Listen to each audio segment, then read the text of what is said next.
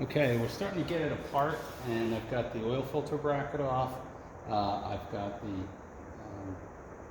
the crankcase ventilation filter housing and the electrical bracket off.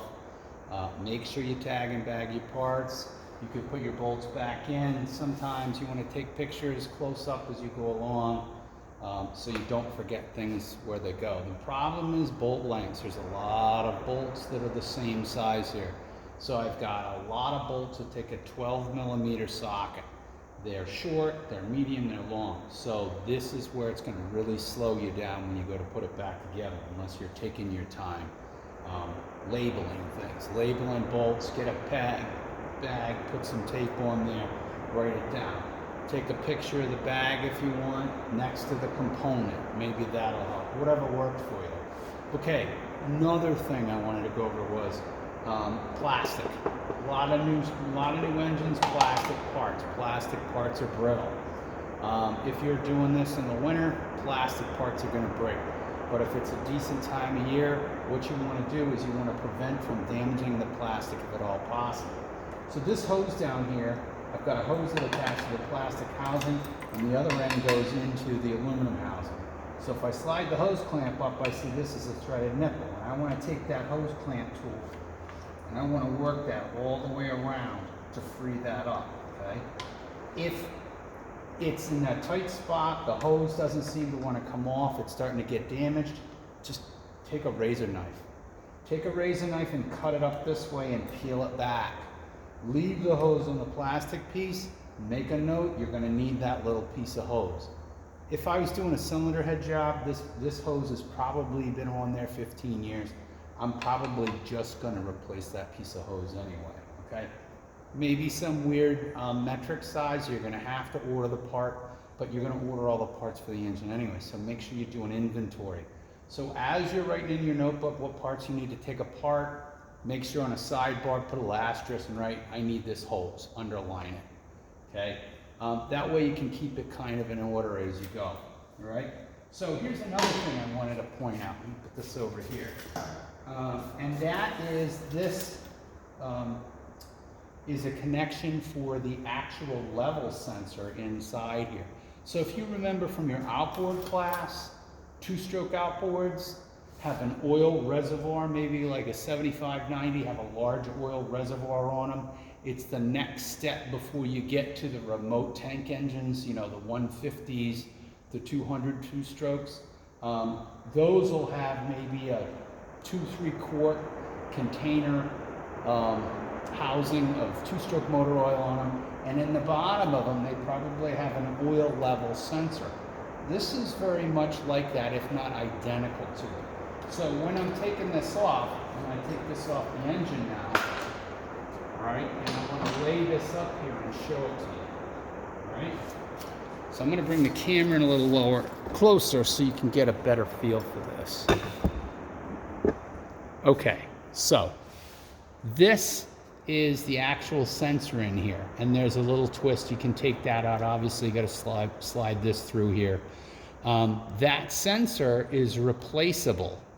It just simply sits inside the housing like that. That's it. So basically, what you're going to do is if that sensor's bad, you're going to have an alarm for a low coolant level. Now, the other problem here is, it's raining out. If it's not the sensor, and it's easy enough to figure that out, the book will tell you how to figure this out. So in the Group 30 manual for the D9, I'm going to have you guys look up, as an assignment, homework assignment, I want you to look up this sensor. It's called the coolant level sensor, okay? And it measures the level of coolant. We get a lot of ghost codes for that. They're, you know, because it just sits in there, the level drops down a little bit, somebody messes around with it, the level has to be, you know, in an exact format. You may have to add a half a pint of coolant to get that sensor so it reads. So here's what I want you to do for the homework assignment. I want you to research in the Group 30 manual, how do you diagnose this? And if you determine that the sensor is not the problem, that's this, then and all the wiring to the ECM pans out, then what's wrong? So that's a great activity because that's not easy to figure out when you first read it through the book. So I want you to go through that as an assignment, and I want you to email me your answer. So what page in the group 30 D9 book did you find that test on? And then if the sensor checks out okay, and the harness checks out okay, and the ECM checks out okay, what's wrong? That's what you got to figure out, okay? So let me get this out of the way, and we're going to go over a little bit more of what we got here. It's important for you guys to see. All right? Here's another one. The crankcase ventilation housing's over here, and this little O-ring fits in there. If that O-ring falls out and you lose it, and it pops out with it all the time, then you're going to have crankcase pressure leak here, and you're going to get a crankcase sensor pressure failure. So that's another weird little flat kind of O-ring you definitely want to change when you're putting the assembly back on, okay? So your second thing I want you to look at is, what are the gaskets again, and right down to this sensor here over here, okay? So if I move over a little bit, yeah, man, it is raining. So that sensor here, there's going to be an O-ring on that. You're going to need that O-ring, right? Because you can't put it back together without that O-ring. Any of those that you need, banjo fittings, 2 washers, you're going to want to order those too as well, right? Now some shops are going to say, oh, that's fine, you can reuse it. It's another $5, $8. Is it worth having fuel leak there because it's behind the bracket? No, it's not worth it. Order those, okay? So the banjo washers, order those, make sure you change those, okay? Coming around. We're going to go around here to where the cylinder head, the back side of the cylinder head is. Okay, and I wanted to go over a little bit about this. All right, here's the top of the cylinder head, your valve cover gasket. Here's a no-no. Here's where you get in big trouble, folks. This looks like you just unthread it, right? That's what it looks like, because you're used to unthreading these other sensors maybe that just thread on that look like that, okay? This is a no-no. Don't do that. Okay, so this is the cam sensor, wrong. This is the unit injector harness. So this is where all of the wires that trigger the unit injectors go into the cylinder head, and they go into all of the unit injectors, right? Nice to find a washer.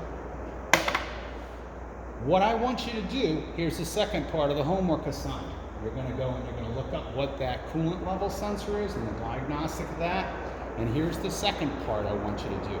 I want you to go into the group 2126 D9 book. That's taking this thing apart.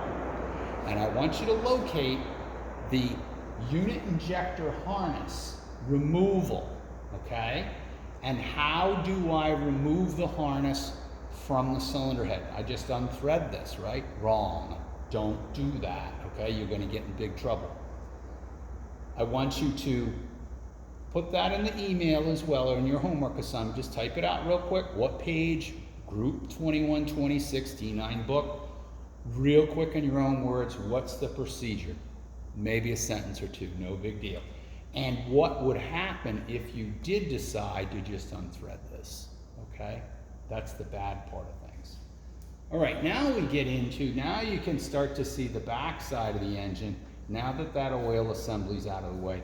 And we can really start to see there's some gear train in here. So we got this weird plate here on the back side of the cylinder head, and the parting line is right here, okay? So there's a really specific O-rings and gaskets and sealer that go in this area when we put this back together, okay? We're gonna look at that. I'm gonna get the valve cover off. I gotta go around the other side of the engine first. We're gonna look and see. I'm pretty close here. I'm down to, I gotta take this sensor out. This sensor I've gotta disconnect, okay? And maybe a bolt here. And I can go around the front and take a look. I don't have a lot on this side. The back side's pretty much ready to go. I just got to go over there and I'm ready to pull the valve cover off, and we're going to get into the nuts and bolts of that, okay? So that's going to be coming up as well. So not a lot of components have I removed so far. Not a lot of bolts, maybe 20, 30 bolts that I've taken off to get this whole area open. The problem is you got a little bit of a mess. You got oil filters, you got fuel filters you got to take. You got a lot of different little bracket bolts here, okay? And notice that I've already got a problem here. One of my illustrious past graduate students, yeah, they graduated in this class in the Q7, but they have cross-threaded this to death, so I'm gonna have to go and tap that out. That's not a big deal. I'll clean that up. All right, so there's your next assignment. You got that for the coolant level, and you've got this unit injector harness to take out, okay? And then I'm gonna go take more stuff apart, and then we'll go over some of the highlights of that as well next, okay? Before we get the valve cover off, then it really gets fun, okay? I'll talk to you soon. Get that homework to me when you get a chance, probably in the next week.